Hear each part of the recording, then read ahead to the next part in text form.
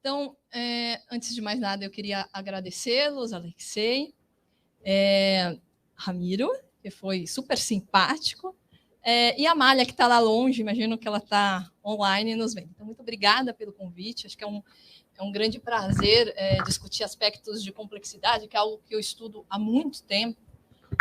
Comecei no mestrado com isso, e contar um pouco para vocês como é que é essa trajetória, em especial olhando para a formação de sujeitos. Porque quando a gente fala de riscos, acho que a coisa principal é olhar como é que eu formo o sujeito para lidar com esses riscos. O que ele tem que fazer, como é que ele tem que se posicionar no mundo em que a incerteza está posta. Então, a hora que eu pensei em discutir com vocês esse assunto, eu achei que a complexidade tomada como uma perspectiva de ciência, ela seria interessante e importante, para ligar todas as questões que a gente está trazendo nesse evento. Pode passar. Então, assim, ontem eu fiquei olhando a rede e diz assim, bom, o que está acontecendo e o que a gente levanta de coisas que são riscos iminentes, as coisas que estão acontecendo. Aí eu fui nos jornais. Então, estava aparecendo várias coisas. A gente tem um problema de milícias, a gente está falando do problema na faixa de Gaza, né, Israel. A gente tem um problema na escola com a morte de um aluno e vários outros. Então, sempre que a gente fala do risco, do que se trata? Né? Do que a gente está falando? Aí a gente começou, no grupo, a pensar, bom, se eu olho da perspectiva do Beck, ele fala de risco manufaturado, ele está falando de um risco em que as questões globais estão muito bem postas, não é? E que isso tem relação também com o local. E a gente foi perguntar para os professores e para os alunos da rede estadual, e especificamente de uma escola de periferia da região de São Paulo, próxima à universidade, então, Santo André. Alexei? Alexei? Vai conseguir? E, assim, eu não vou falar muito dessa pesquisa, mas eu vou apontar as coisas que mais aparecem. Então, as pessoas, elas são preocupadas com questão de segurança. Então, o risco para ela tem a ver com a minha vida hoje. O que está acontecendo? Tem as questões de saúde. Vale lembrar que a gente estava no meio da pandemia, então também isso tem uma influência forte. E, em terceiro lugar, aí, as questões socioambientais. Isso é uma pesquisa de mestrado, do Cusiol, que está anotado ali e que está saindo esse ano. Então, é assim, quando a gente vai para a escola e a gente pergunta para as pessoas o que ela está chamando de risco, ela está falando de coisas muito locais, assim, eu quero viver, eu não sei como é que vai ser o meu futuro, né, agora, então eu preciso lidar com isso, e talvez eu não saiba. Então, acho que é um pouco essa questão que está sendo posta. Alexei?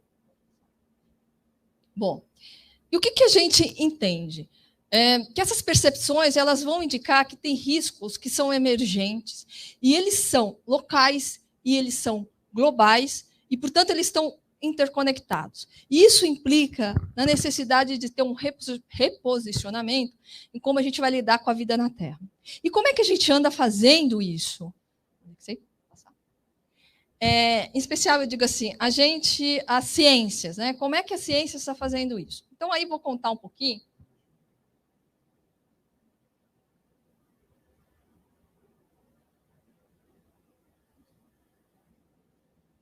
Tudo bem?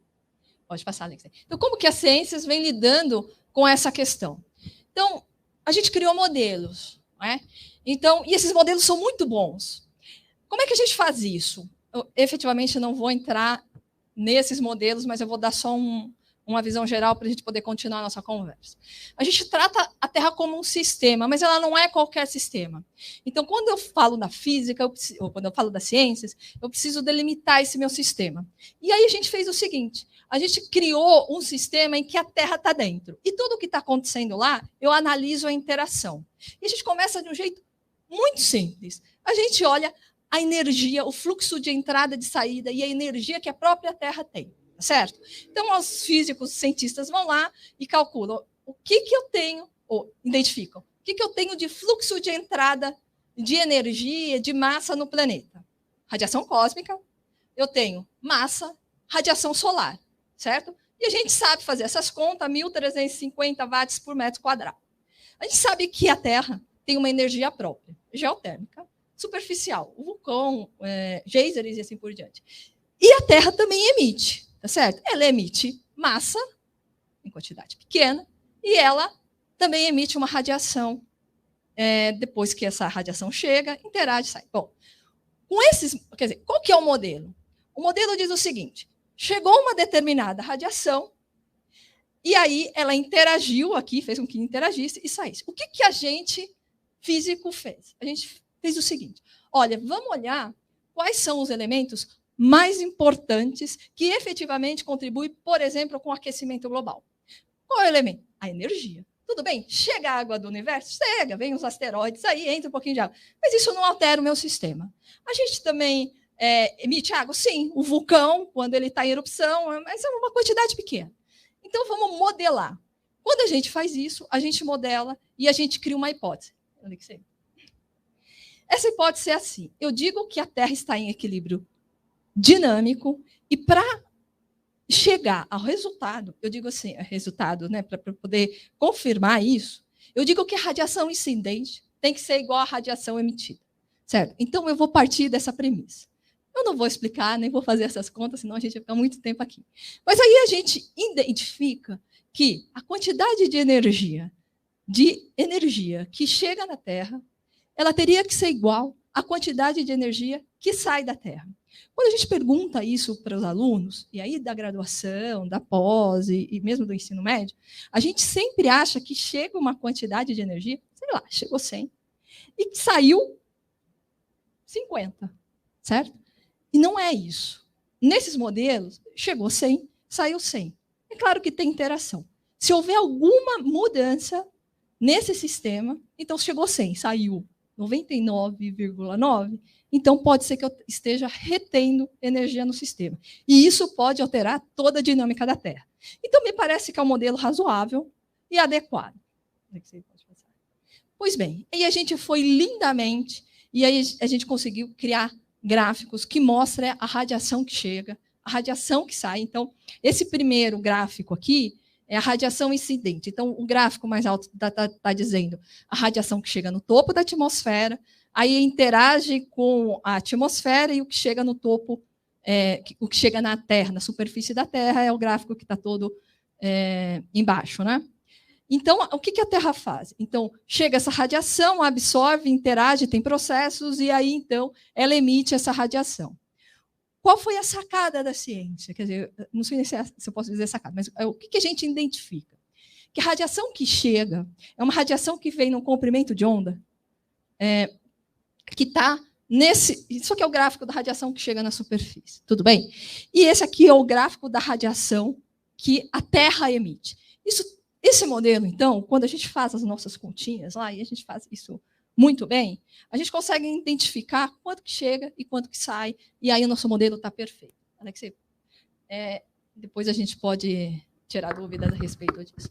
Pois bem, aí a gente também incorporou nessa nossa discussão a questão de indicadores de mudança, certo? Porque se eu estou analisando a Terra e os riscos que a gente está vivendo ou que ela comporta, a gente precisa entender como é que é esse sistema. E que a gente talvez interfere muito nisso. Eu estou falando talvez porque a gente precisa depois conversar sobre isso. E aí, o que acontece? Eu tenho que olhar o crescimento do tipo exponencial, que é uma variável, a velocidade de mudança, os impactos ambientais expressivos. E como eu vou ver isso? Vou ver o aumento populacional, vou ver o quanto que a gente está demandando de água, de energia, e a gente vê que todos esses indicadores estão exponenciais. E como a gente vai lidar com isso? Bom, a gente na ciência só está indicando, a gente só está dizendo, só está apontando. Aí vem uma coisa muito legal, que quando a gente olha, a gente faz então esses modelos, o homem já está incluído nesses modelos, não é? O ser humano já está ali. E aí a gente consegue, de certa forma, identificar elementos e parâmetros para dizer, se a gente não fizer nada, vai acontecer isso, certo? o planeta ele vai reagir. Mas tem uma outra coisa que acho que a Ana até comentou antes, e que tem um pouco da ideia do Latour, da ideia do antropoceno. Não é?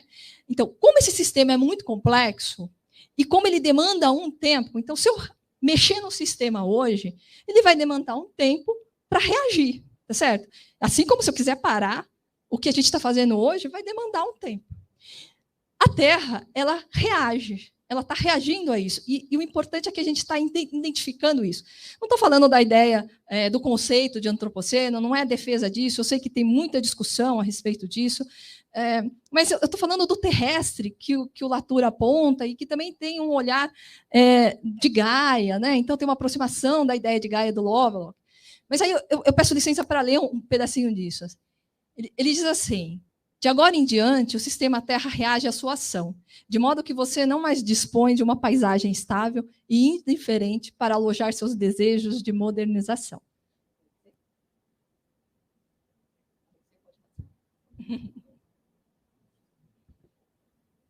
Bom, por que eu trouxe esse início, assim, e por que ele é importante para a gente? Porque eu acho que a gente, quando está falando de formar os sujeitos, a gente precisa entender o que está por trás disso. Quer dizer, o que a gente está formando hoje? Quem são esses sujeitos e o que a gente está dando de possibilidade para que ele possa enxergar a incerteza e os riscos que a sociedade impõe para nós, né? E aí a gente precisa pensar, e acho que é um pouco essa a minha intenção, né? Que sujeitos formar para lidar com uma sociedade em que essas incertezas estão postas. A gente tem um monte de elemento, a gente tem ciência falando disso, a gente tem questões políticas e sociais abordando isso, e como é que agora a gente forma um sujeito para que ele possa lidar com isso e se posicionar? Bom, para isso, parece muito importante que a gente entenda o que a gente está fazendo com os nossos alunos, ou quem que a gente está formando. Aí eu fui olhar outras coisas para ver quais são essas influências. E assim, eu fiz esse levantamento quando eu fiz meu mestrado, tá? Então, em 2000 e pouco. Aí eu fui fazer com o convite de vocês e falei assim, deixa eu ver o que a gente está fazendo. A gente está fazendo isso aqui, ó. Isso é recente, tá? Então, aparece lá, furacões no Atlântico estão mais fortes, mais rápidos, mostra o estudo. Temperatura vai a 40 graus Celsius. Aí, eu peguei umas capas aí de umas revistas. Aquela primeira lá, elas são bem antigas e ela indicava assim, os sinais do apocalipse, o CO2, o gás do fim do mundo, e a mais atual, a gente precisa salvar a Terra. Não é? E aí eu digo assim, bom, então tá, então deixa eu olhar um caráter mais pedagógico para ver como é que a gente resolve essa questão, quer dizer, como é que a gente discute isso, olhando do ponto de vista da escola, das ciências. E aí aparecem coisas desse tipo. Né? Então, você tem... Vou voltar, Alexei. Então, o que você tem? Você tem alguns modelos, que é aquele que vocês aprenderam lá no ensino fundamental, mas não se iludam porque no ensino médio também, e no ensino superior, em grande parte também. Pode seguir, Alexei. Tá. Aí, eu fiz uma outra coisa, porque eu falei assim, não, eu acho que deve ter, as coisas estão evoluindo. Né? Então, ontem eu pedi para os professores que trabalham comigo, pedi para os alunos desenharem o ciclo da água. Porque o ciclo da água é uma coisa muito legal. Vocês já pensaram na questão assim, a água vai acabar? Pois é, a gente pergunta isso, e aí as pessoas dizem, claro, a gente precisa economizar. Mas, cara, você estudou o ciclo era fechado. Qual que é o problema? Se o ciclo é fechado, não se preocupa com isso, não. Vamos viver, né? Vamos viver a nossa vida. E tem alguma coisa. É uma questão social, política que está por trás também, né? E local. Mas que a gente não vai discutir isso agora. Mas assim, então o ciclo ele dá muito indício do tipo de formação que a gente está tendo. Então, assim, lá em cima são os pequenos que desenharam. Então, é ensino fundamental. Aqui é ensino médio. Mas eu passei para engenharia também, tá? Então, não estou enganando ninguém. O pessoal que estava se formando em engenharia não muda muito. Então, o que a gente percebe, o que está acontecendo? É que a gente usa uma perspectiva determinista, reducionista e simplificadora para lidar com os sistemas complexos. Enquanto eu estiver usando essa perspectiva, eu vou ter muita dificuldade de fazer com que as pessoas entendam que elas precisam se posicionar no meio da incerteza e do risco. E que, para isso, elas vão precisar ter uma visão de mundo que inclui uma perspectiva de ciência diferente, que é o da complexidade, que tenha uma perspectiva que a Ana comentou também, assim, não é olhar só a ciência, eu preciso olhar como é que a economia está indo, a literatura, como é que que eles estão nos indicando. Isso é um olhar diferente que a gente ainda não sabe direito fazer. Pode passar, Alexei. Ok. E o que acontece quando a gente faz uma formação desse tipo? Então, eu acho que a gente peca porque a gente faz uma coisa de dizer assim, olha, a gente precisa agora reciclar, certo? Então, aí todo mundo começa a achar que é importante. Eu não estou dizendo que não é importante. Não é? Vou pegar o caso da latinha de alumínio, que todo mundo já viveu isso na praia. Que tá os catadores. A gente fala, nossa, a gente é o que mais recicla. A gente recicla porque é uma questão social. É uma questão de desigualdade que está posta. Não é porque a gente é um povo consciente. Não, é porque aquele sujeito precisa do dinheiro. A gente não consegue explicar para os nossos alunos que isso, eu digo a gente não consegue explicar, é muito forte, mas é só para provocar para a discussão depois. Mas a gente tem uma questão muito séria, que assim, a gente precisa ensinar ciclos. A gente precisa mostrar para esses caras que é importante reciclar, porque você, nessa cadeia, você precisa olhar como é que está o ciclo entrópico, como é que está a entropia nesse sistema, como é que é a energia nesse sistema, como é que eu diminuo o gasto disso, o conceito de exergia, enfim. Então, assim, a gente só está pedindo para as pessoas fazerem, mas a gente não está dando para ela a resposta por que é necessário fazer. E aí a gente forma para o reducionismo, a gente faz coisas do tipo, cria sujeitos que têm uma dependência muito forte pela verdade, e a verdade é uma só. Então, aí a gente vai para os extremos, tanto questões políticas e assim por diante.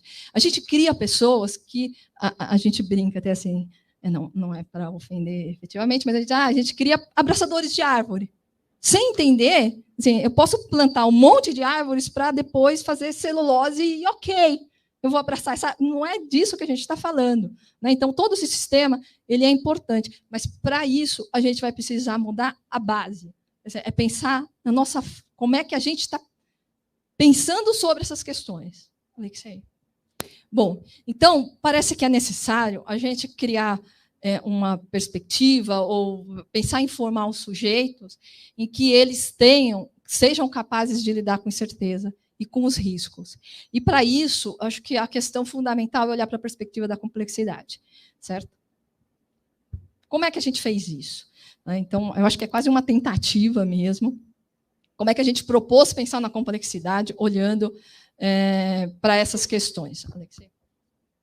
Bom, então a gente pensou, logo que a gente começou, que não adiantava dar aulas de ciências só com diferentes professores falando do mesmo tema e dizer que isso era complexo.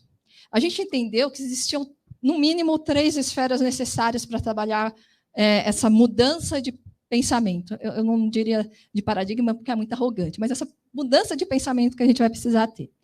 Acho que a primeira delas é uma questão epistemológica. A gente vai ter que responder uma questão do tipo assim, que abordagem científica eu quero para lidar com uma questão em que as emergências climáticas estão postas, que os riscos estão postos. Eu digo emergência climática, que eu acho que ele é o melhor exemplo para a gente discutir as questões de risco. Acho que existem outras coisas que a gente pode colocar aí dentro, mas como a emergência ele é um problema global, eu posso incluir os riscos mais pontuais. Mais pontuais não significa que eles são mais fáceis, mais simples e assim por diante. Então, a gente começou a pensar, bom, então vamos olhar essa dimensão epistemológica. Tinha uma outra coisa que era importante, que é a dimensão educacional, que implicava em responder a questão, quais perspectivas formativas eu quero contemplar para que esse sujeito lide com esse mundo. Quer dizer, quem tem que ser esse sujeito? Quais são as principais características dele? E a última relação era a relação do fazer mesmo. Como é que eu vou agir nesse sistema? Como é que eu proponho essas aulas? Como é que elas são organizadas? Como é que é a dinâmica? Bom, então eu vou discorrer rapidinho sobre essas dimensões.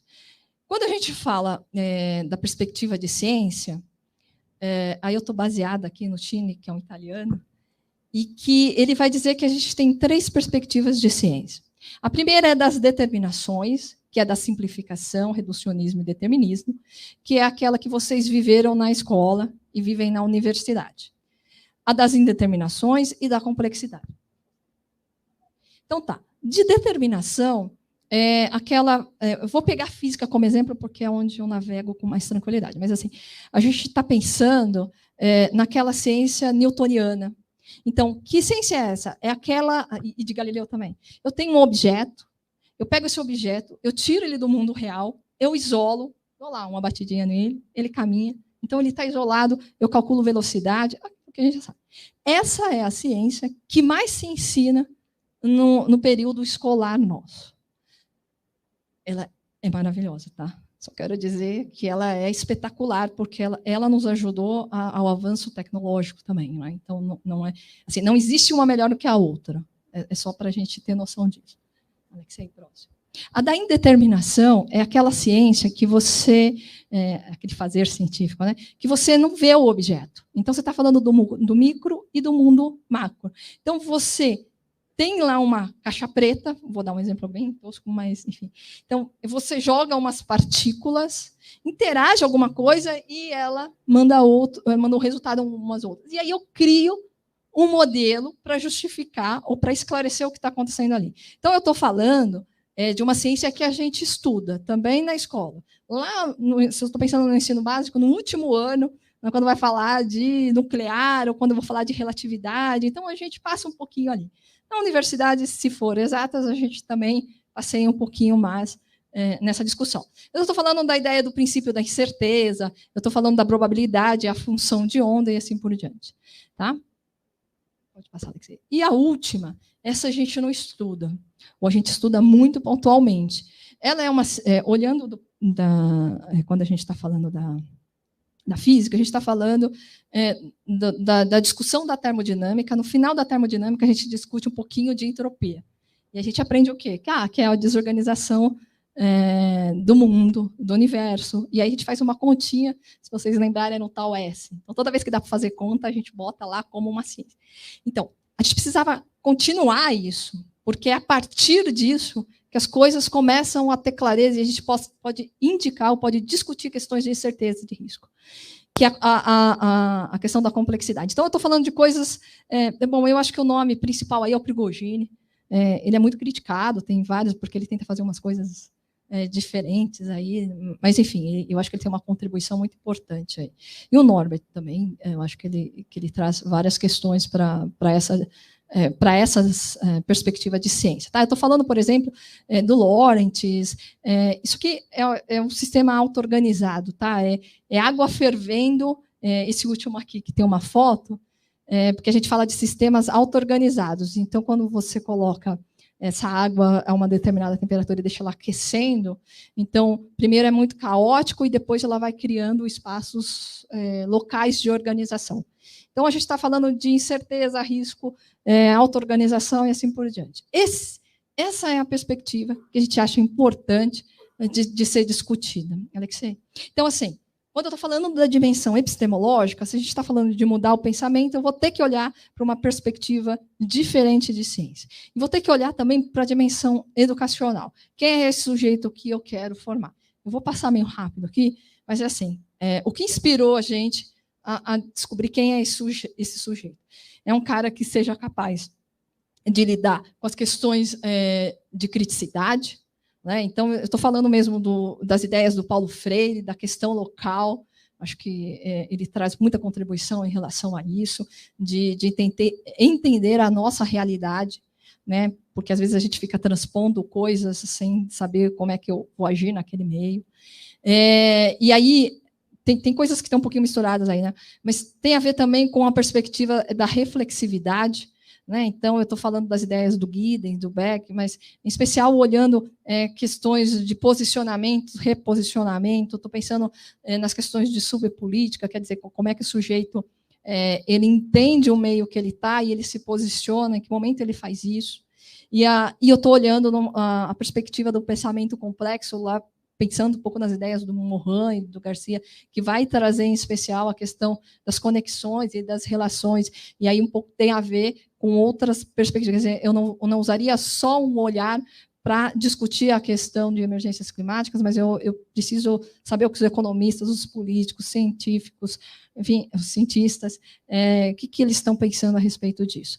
É um pouco o que a gente depois chama de educação ambiental crítica, complexa e reflexiva, mas também pode passar. Na dimensão de ensino-aprendizagem, acho que a coisa mais importante é a gente parar de ficar fazendo com que as nossas discussões, em especial na sala de aula, eles sejam o índice do livro. Acho que é importante a gente começar a trabalhar com temas. E aí eu acho que esses dois autores, eles são muito ricos nisso, né? Então, essas duas temáticas, né? Acho que a primeira delas tem uma questão que é trabalhar com temas, a abordagem temática, que também tem um viés freiriano, e acho que 2 pontos são importantes. Pensar que esses temas têm que ser significativos e sair da realidade do sujeito, e o outro é que ele se organiza a partir do que eles chamam de conceitos unificadores. E a outra coisa importante ou interessante de se pensar é a ideia de complexificação do conhecimento. E aí, nesse caso, a gente está falando de usar conceitos mais gerais, metadisciplinares, e o mais importante é sair, e essa identificação para a gente é importante, que é sair da ideia de um pensamento simples, olhado por uma perspectiva de ciência reducionista, para um pensamento mais complexo.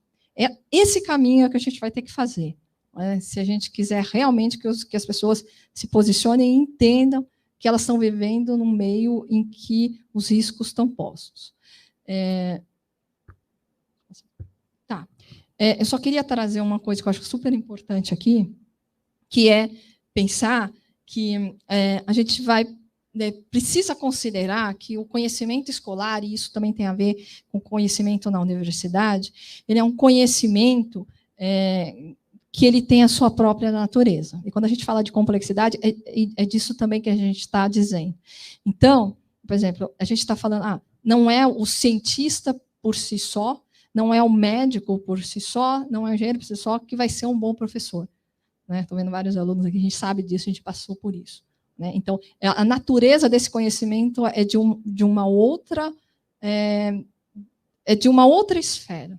Então, isso aqui é um esquema do Garcia, e ele vai dizer assim, olha, o conhecimento escolar ele vai funcionar da seguinte forma, você tem lá um contexto cotidiano, e a gente aplica o conhecimento nesse contexto cotidiano, e parte dele vai influenciar o que está na escola. É por isso que a realidade para o Freire, quando ele diz, funciona para a escola, porque eu trago um pouco dessa realidade, ou totalmente, no caso do Freire, para o contexto escolar e vou resolver os problemas daquela localidade. A outra coisa, então, é que ele diz assim, olha, e esse conhecimento escolar, ele vai ser aplicado no contexto escolar, claro, a gente vai estar na escola, na universidade, a gente vai estar falando de ciência, a gente vai estar falando, enfim. Mas ele tem um poder que é aplicar no contexto cotidiano. E é isso por isso que a gente diz que a educação ela é um elemento tão fundamental, porque ele faz com que eu crie coisas na escola, eu entenda como é que é essas coisas, e aí eu mundo socialmente. E é isso que ele está dizendo ali. Então, quando a gente fala assim, um cientista, ele é um bom professor, ele é um bom cientista. Certo? Para ser um bom educador, ele tem que estar agindo num outro contexto, que é esse contexto escolar aí. Então, é um pouco... a gente vê políticas públicas atuais de que qualquer um pode virar professor. E isso é um cuidado que a gente deveria ter enquanto sociedade. Não é qualquer um que pode virar professor.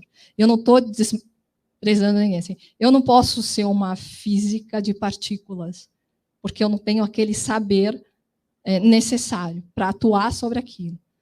Então, ser um educador também requer um saber necessário. E é nesse sentido que esses autores estão indo. Bom, então tá. Então, quando a gente começou a olhar esses 3 elementos, a gente viu, então, que era necessário olhar para o que a gente chamou de ênfases. E essas ênfases, elas são importantes porque elas nos guiam. E, assim, isso é meio... a gente ainda está investigando, a gente está vai começar a fazer umas propostas e uns testes, mas as ênfases talvez nos ajudem a começar essa mudança de pensamento. Então, a gente identificou algumas, eu só vou indicar quais são, mas a gente não vai falar sobre elas. Pode passar também. Elas têm mais uma ideia de enfoque. Então, a gente pensou que para fazer uma discussão em que as questões dinâmicas estivessem postas, a gente precisaria pensar em discutir uma ênfase dinâmica. O que significa isso? Significa eu pensar em falar com os alunos do caráter dinâmico dos processos naturais. Né? Então, seria, por exemplo, discutir com eles o tempo de residência e a concentração de gases na atmosfera. Por que isso é importante? A gente sabe que se eu colocar, vou pegar o CFC, a gente já não está colocando, mas ele já foi colocado muito na atmosfera. Ele demora 500 anos para interagir e sair da atmosfera. Então, implica que eu preciso olhar, não só dizer assim, o CO2, como estava lá na capa da revista, o CO2 é o grande problema. Não, eu preciso olhar quanto que eu estou colocando e qual que é a dinâmica dele, quanto tempo ele fica lá. E aí eu consigo mostrar para o sujeito que eu tenho que olhar processos e que, portanto, dentro desse processo está colocado risco e incerteza. Mas eu preciso me posicionar em relação a isso. Eu preciso ter esse elemento. Eu não posso só dizer para você que o CO2 é o vilão. Eu preciso dar argumentos. E eu acho que, quando a gente trabalha nessa perspectiva, talvez isso ajude. Aí a ênfase temporal, vou voltar só um pouquinho. A ênfase temporal ela tem a ver com a ideia de flecha do tempo, de flutuação, bifurcação. Acho que tem a ver com as incertezas do modelo. A gente conseguir dizer que a gente chegou nesse tempo atual, mas que tem uma história. E que o homem, ele, por exemplo, né, ele está bem... A gente é pouco aqui. E como que a gente, então, consegue... Está pouco tempo aqui, né? E como que a gente, então, consegue influenciar nesse sistema? Não é? E a gente consegue. E aí a questão não é mais dizer, voltar ao passado. É olhar o que tem... A Ana está falando um pouquinho da ideia de futuro, né? Talvez o futuro, para os orientais, não é lá longe, não é? É aqui. Mas... E aí ela comentou até uma coisa que é do passado, né? Da gente, como que a gente se perdeu, né? O que a gente tem de passado? Os orientais, japoneses, eu venho de família japonesa, então, assim, o que tem lá, né? Por que para eles é tão importante? Então, acho que a questão temporal ela é fundamental para a gente entender os próprios processos na física, na dinâmica, para a gente poder se posicionar também com mais clareza. Uma outra coisa importante é a ênfase entrópica, que é olhar, por exemplo, o conceito de exergia, pensar na construção anti-entrópicas que são locais. Por exemplo, a vida ela é uma construção anti-entrópica, certo? Porque a gente está aqui lutando a todo momento para se manter organizado. E a gente, pior ainda, porque a gente quer energia, a gente usa uma energia que é organizada no sistema, certo? E a gente faz uma bagunça total. Outra coisa legal de se olhar na ênfase entrópica é pensar que a questão da energia no mundo não é uma questão só da conservação, porque é isso que a gente está preocupado, mas é uma questão de entropia. É fácil. Se a gente olhar os rios poluídos, ele tem um alto grau de entropia, tá certo? Qual que é a nossa intenção? Diminuir o grau de entropia. Portanto, tem uma relação com a energia que vai ser gasta para diminuir essa entropia. Então, se a gente olha dessa outra perspectiva, talvez eu também tenha possibilidade de olhar um mundo mais complexo. E o último é pensar na ênfase das inter-relações, porque talvez isso nos dê chance de entender que os riscos eles não estão lá, eles estão aqui, mas eles estão lá também. Então, é o local e o global, é essa ligação que a gente vai precisar lidar. Bom, então, vou para os encerramentos aí. Eu trouxe algumas iniciativas, e eu acho que é um pouco iniciativas mesmo. Pode passar, Alexei. Então, acho que o primeiro é um pouco o que a gente está fazendo na UFABC. Pode passar, Alexei. Então, tem duas coisas que eu resolvi trazer que eu acho que pode ser interessante. Então, a gente faz uma proposta de aula e a gente já aplicou na escola pública, que é essa que está do lado aí. Então, a gente pergunta para o sujeito assim, a Terra está aquecendo? Daí todo mundo diz, tá. Como é que vocês sabem disso? E daí a gente mostra um caminho para eles. Na verdade, são dois caminhos que eles têm que fazer. Eles têm que medir. Como é que a gente sabe que a Terra está aquecendo? Não é? Então, eles pegam os termômetros de mínima e massa e eles fazem lá um período de tempo, aí eles vão pegar dados, enfim, eles coletam, dá para fazer uma conta, e a gente consegue identificar qual que é a temperatura local e ver diferenças locais. E aí a gente ensina para eles, ou discute com eles, acho mais simpático, os modelos de ciência. que é um pouco aquele inicial que eu estava mostrando para vocês. Então, a gente vai dizer, olha, então tá, você tem a ciência, uma perspectiva de ciência que vai dizer que o aquecimento global, como é que ele está acontecendo, então a ciência pode ser mesmo, mas a interpretação pode ser diferente. Então, você tem lá o mundo dos céticos, né, antigamente céticos, ortodoxos, né, então qual é o posicionamento deles e o que tem de argumento, né, mas aí olhando do ponto de vista da ciência, que é uma coisa que a gente não faz, porque a gente só fala que é catastrófico. Acho que você estava perguntando, né, por que a gente tem essa visão do catastrófico? Porque a gente também leva para a escola isso, né? Aí você pega tudo que você fala, meu, é catastrófico mesmo, não tem futuro para a gente. E daí a gente quebra com a utopia, né? A escola era um pouco isso, é um sonho. O que eu vou querer lá? Então a gente só fica falando que é ruim. Né? E aí eu acho que nesse momento você dá os instrumentos para eles e eles conseguem. Assim, é legal essa interação, ver o resultado depois. Você formar nesse pensamento, você dá para ele uma liberdade maior de se posicionar. Eu não estou dizendo que é só para o bem, também pode ter para o mal, mas pelo menos ele é honesto o suficiente. Eu não estou pedindo para ninguém seguir, né, uma coisa só. Tá? Então, então essa perspectiva ela está posta lá, e aí a gente tem esse livrinho aí, que está aberto. Então, o primeiro é células, como são e se organizam, que a gente quer tentar sair do mundo micro e vai para o macro, o sistema como corpo humano. Aí o outro, a água pode acabar, que vem um pouco com essa questão, né? A gente pergunta, cara, quanto que você consome de água? Né? Quanto que o mundo consome? Quanta água tem disponível? E aí a gente chega nessa ideia de ciclo, colocando o sujeito dentro do ciclo, porque a gente está dentro do ciclo. Eu lembro que eu fui dar uma vez uma palestra e o professor disse, nossa, depois disso eu estou me achando assim, uma garrafinha de água andando pelo mundo. Porque é isso, a gente contém água, né? Então, é um pouco essa perspectiva de você entrar dentro do sistema, e depois o outro das emergências climáticas, que também tem a ver com esses modelos de ciência que são possíveis de ser discutidos. Isso é só um ensaio. Assim, a gente levou algumas dessas coisas para a escola, a gente tem algumas parcerias com o pessoal da Espanha, porque tem uns grupos lá que trabalham com complexidade, que tem essa perspectiva ambiental também, e que contribuiu. Tá, a outra coisa que a gente faz, a gente tem uma disciplina que chama Física do Meio Ambiente, que ela também é dada na USP, tanto ela é uma disciplina que eu trouxe de lá, ela tem umas outras casas, mas que vai um pouco tentar mobilizar, tirar a gente dessa zona de conforto, e daí a gente mostra lá que o CO2, o quanto que, por exemplo, o ser humano emite, 7.300, quanto que é o natural. Então, sempre mostrando esses números para que a gente possa identificar aonde estão as questões das quais a gente vai precisar se posicionar. Né? Então, enfim, aí tem lá o metano e assim por diante. E aí, a ideia, logo que a gente mostra isso, em seguida a gente fala, bom, mas a questão não é só olhar esse número. A questão é olhar a relação de quanto tem na atmosfera e quanto tempo ele fica. Aí eu contei, né, por exemplo, o CFC fica 500 anos. Então, eu posso colocar bem pouquinho, mas eu vou estragar todo o sistema, porque vai ficar 500 anos, a gente foi e voltou, né? Para quem acredita que a gente volta, vai, volta e vai estar aqui. Então, quer dizer, como é que a gente resolve isso? E aí tem outras coisas, né, que a gente discute, que é a questão em que a atividade humana é insignificante, mas aqui é determinante.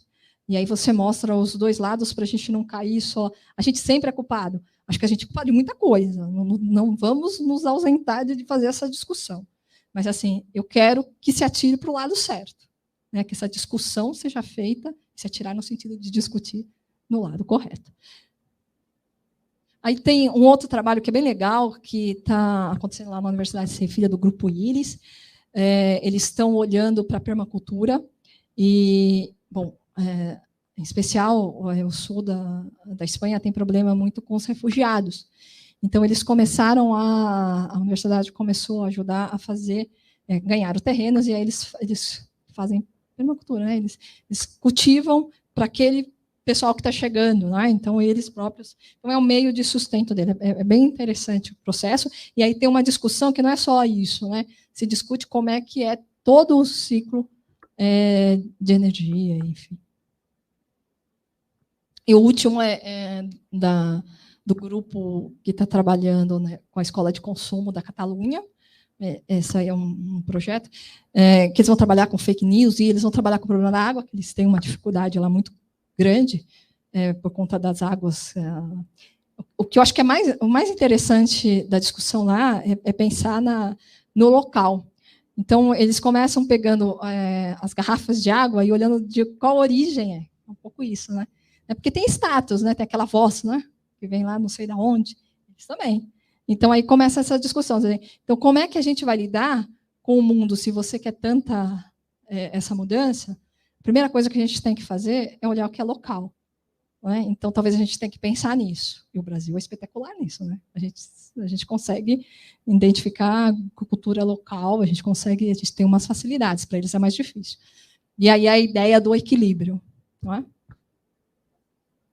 Bom, aí a gente tem depois esse artiguinho que vai falar um pouco como é que a gente é diferente, porque acho que é um pouco isso, né? O que a gente faz no Brasil que é diferente do que eles estão fazendo lá e o que a gente é diferente, porque acho que é importante a gente identificar a nossa realidade, que as nossas ações têm que ser diferentes, assim como tem que ser diferente no teu país, e porque a realidade é outra. Então, a gente tenta fazer um pouquinho quais são as nossas aproximações e o que a gente está longe. Eu acho que era isso. Muito bem. Próximo, Alexei. Queria agradecer muito. Espero que tenha contribuído para as nossas reflexões. Acho que risco e complexidade é algo fundamental para a gente poder mudar o mundo. Acho que a gente vai ter que entender que não dá para pensar da forma que a gente está pensando para essas questões. A gente vai ter que deixar de lado a perspectiva reducionista e simplificadora, porque senão a gente não vai mobilizar as pessoas para que elas lutem com a gente. Senão elas vão estar lutando por uma coisa que não é verdadeira para elas. Elas precisam entender que isso é um problema, que não é só um problema alheio, é um problema nosso, assim, é um problema de sobrevivência. Porque aumentar 1, 2, 3 graus, a Terra vai estar aqui. Né? O que nos interessa saber é se a gente, enquanto humano, vai poder continuar habitando esse planeta. Então, acho que a gente vai ter que pensar de um outro jeito. Gente, muito obrigada.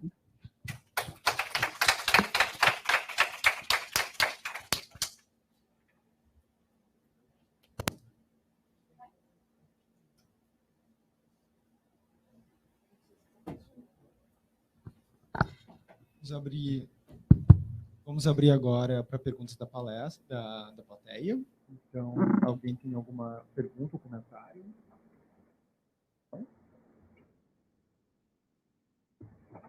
Vai lá, um instantinho.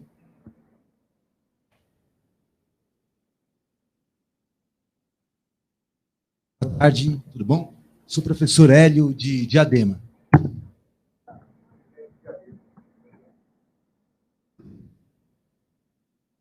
Eu estava dando aula, né? Consegui chegar agora. Gisele, parabéns. Eu já conheci o seu trabalho de doutorado. Tá, desculpa. Eu compor, fazer uma teia assim, que eu estou abismado, estou maravilhado com o seu trabalho, viu? Você também trabalha com... Seu foco está no ensino médio, né, e na educação básica, né? Educação infantil... Então, eu tenho...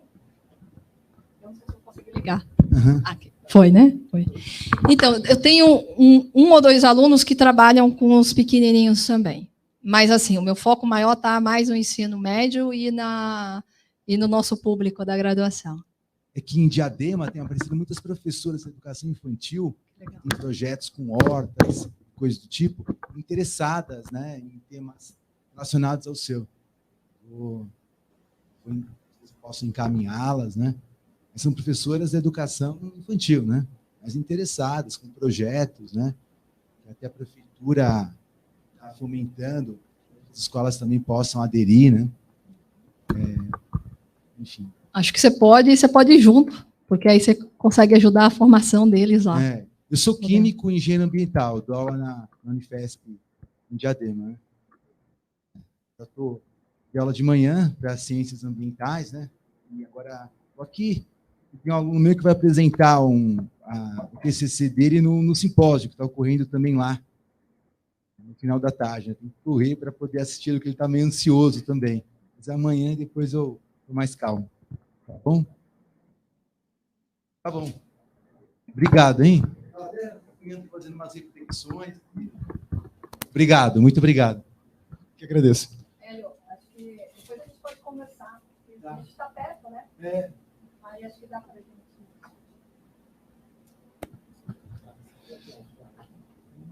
Não vi se... Deixa eu ver se tem alguma pergunta aqui da plateia. Se não, eu vou usar meu poder de mediador, não é? E vou fazer uma pergunta capciosa. Não, primeiro, fazer duas só. Tá? Só duas.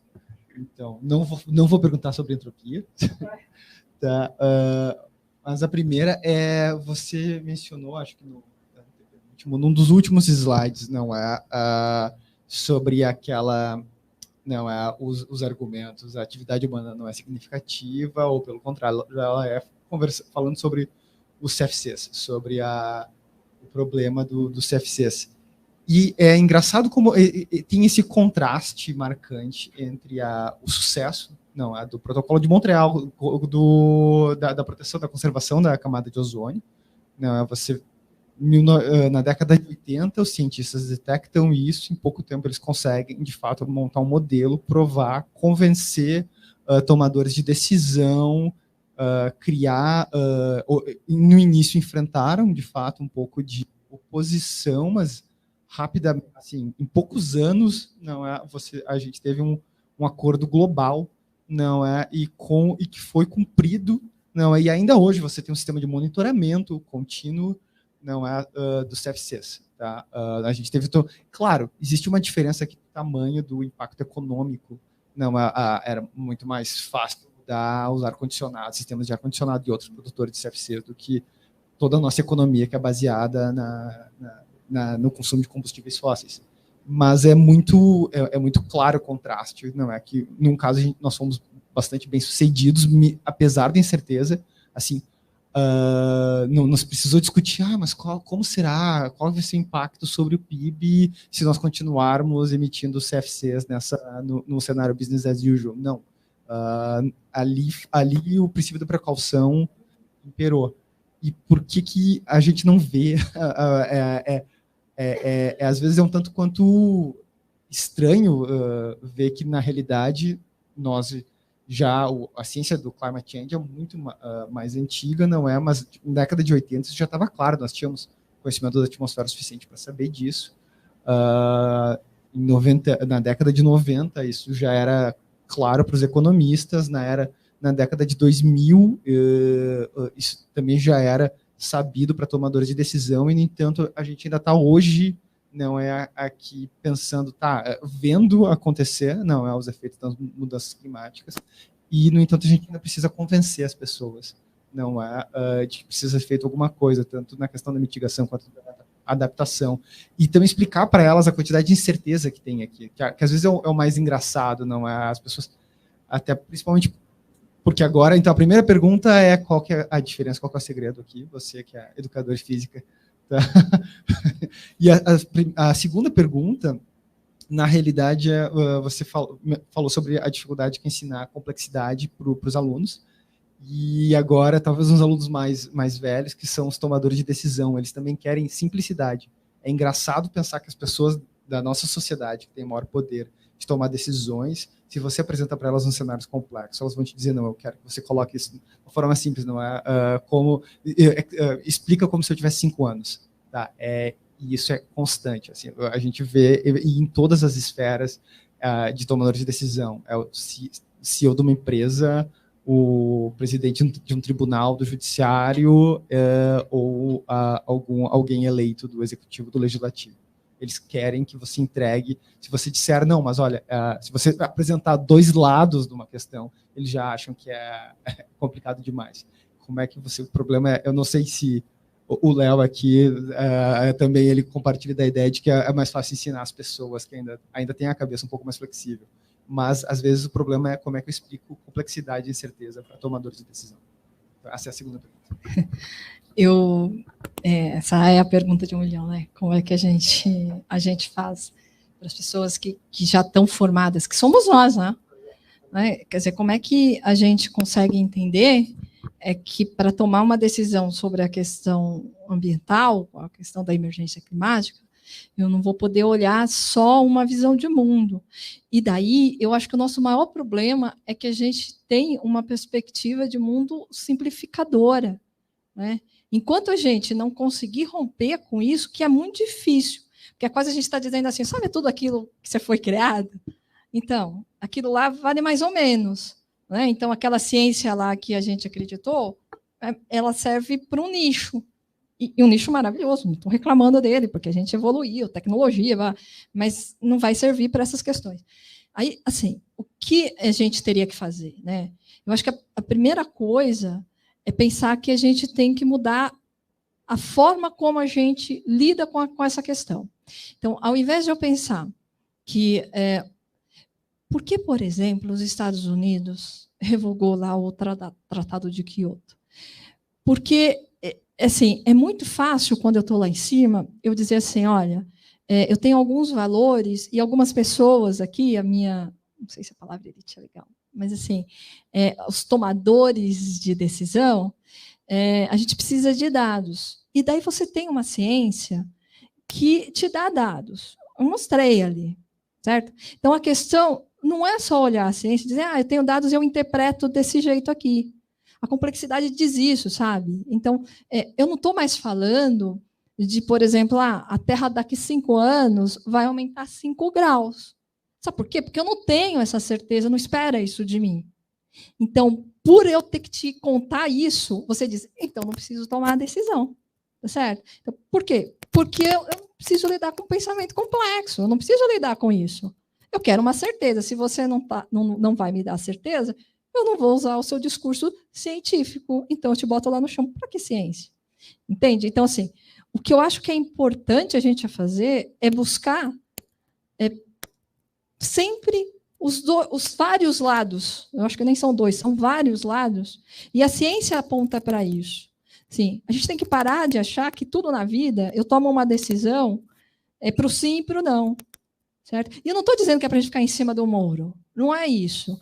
É que eu tenho que olhar que, se eu tomar essa decisão, as questões que eu vou ter que enfrentar lá na frente são essas. Então, se hoje eu tomo a decisão de não me preocupar com as questões ambientais, né, eu vou continuar usando petróleo loucamente, queimando combustível loucamente, eu vou ter que saber que, adiante, o problema vai aparecer. E ele já está aparecendo. Não é? E já vem aparecendo há algum tempo. E que para reverter isso vai demorar. Não é? Se é que a gente quer reverter. Assim, por outro lado, a gente também precisa ser muito honesto. Porque a gente não quer voltar a ser homem de caverna, nem mulher de caverna. Eu não quero. Então, como é que a gente lida com essas questões? Então, para mim, o cerne de tudo isso cara, precisamos aprender a lidar com risco e com incerteza e sobreviver e ser feliz nesse mundo assim. E como é que a gente vai fazer isso? Vai ter perdas e vai ter ganhos. Sim? Então, eu acho que a complexidade ela nos ajuda nisso. Ao invés da gente ficar sendo, não sei se a palavra é hipócrita também, mas assim, dizendo, não, aqui a gente vai assinar todos esses tratados, mas eu não vou cumprir, porque se você olhar, mais ou menos quem está cumprindo, não é? Então, assim, como é que eu lido com isso? Quer dizer, qual propósito eu tenho que levar na mesa para que realmente aquilo seja feito? E ela só vai conseguir ser efetivamente feita, não é por causa dos líderes. Né? O Beck fala, lá embaixo, é subpolítica. Somos nós que vamos ter que mudar isso. Então, é o nosso jeito de pensar. Parar de achar que eu vou ter certeza no mundo. Eu não vou ter. A pandemia é um exemplo disso. A gente ficou tanto nas certezas, né, que você encontrou gente para tudo quanto é lado, querendo sim ou não, sim ou não, sim ou não. E não é isso. Não é por aí. Né? A outra... Não, também era sobre a diferença do protocolo, a questão dos CFCs, do protocolo de Montreal e a nossa falha quanto às mudanças climáticas e a descarbonização da economia. Não, tudo bem, eu só estou explicando. Então, outra coisa, e eu acho que vai nessa linha também, né, da gente pensar que todos esses... o que a gente está emitindo na atmosfera ainda? Não é? Dá para parar? Pois é, e como é que a gente lida com isso? E a gente já emitiu tanto que... Assim, eu digo tanto, mas eu não sei esse número, tá? Não calculei, não faço ideia. Mas assim, a gente já emitiu um número suficiente para saber que isso vai continuar por um período aí. né? Então, talvez a gente tenha que pensar no princípio de precaução. E como é que eu vou fazer isso? Talvez eu tenha que, de novo, voltar à ideia de que não dá para ser o certo e errado, né? E não faz mal, né? Eu tenho uma ciência complexa que diz isso. Eu tenho dados científicos para isso, né? E aí eu vou olhar as inter-relações, eu vou ver as conexões, eu vou ver as organizações locais, eu vou ver a auto-organização, não é? Eu acho que é isso que a gente peca socialmente, né? A escola peca. A gente esquece de mostrar para o ser humano que tem uma outra perspectiva de ciência tão necessária para discutir a incerteza e os riscos. Enquanto a gente ficar nessa visão do sim ou do não, a gente vai ter bastante dificuldade. Não sei se o seu tio pode, se você está satisfeito.